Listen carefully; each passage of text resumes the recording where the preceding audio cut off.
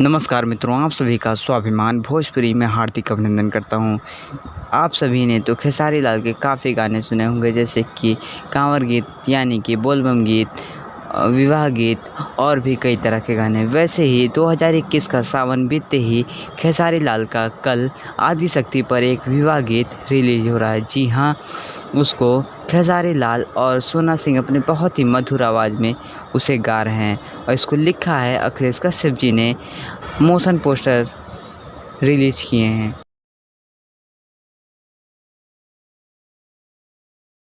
ठोही का ठोके